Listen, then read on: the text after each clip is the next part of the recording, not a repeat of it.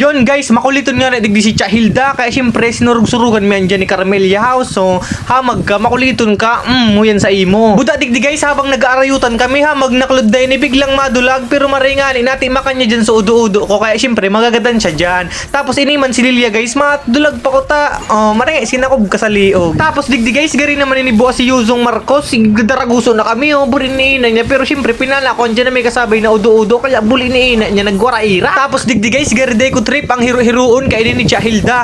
Kaya syempre, igabang-abangan ko andyan, hamag ka, kaso bago ka pa dyan kipahiling-hiling, yan sa imo, magilingan ka mo ni Lord. Tapos digdi guys, arayutan na naman, pero syempre, madulag muna ako dyan, pero si Hayabusa guys, trip niya so kaparti ko, kinurakastahan niya, pero syempre, pinana ako andyan para makabalos. Shout out sa imo pa de, Emmanuel J. Burladong maitsuraho, nakamit mo na ang hustisya kay Hayabusa. Tapos digdi guys, iuragan talaga ako kay Chahilda, kaya syempre, maski tulusin da, niralaog ko ang guys, burinina niya, arugan ng pag-ayo. Tapos digdi guys, de ko na pa nasiklod, burinina niya, mamubson, pero dahil na-stan ka dyan, burin, kamurton ta ka na no. Tapos digdi guys, nahiling ko na naman si Claudine, kaya burinina niya, iuragan ako sa imo no. Kaya syempre, pasaro daw muna ako dyan.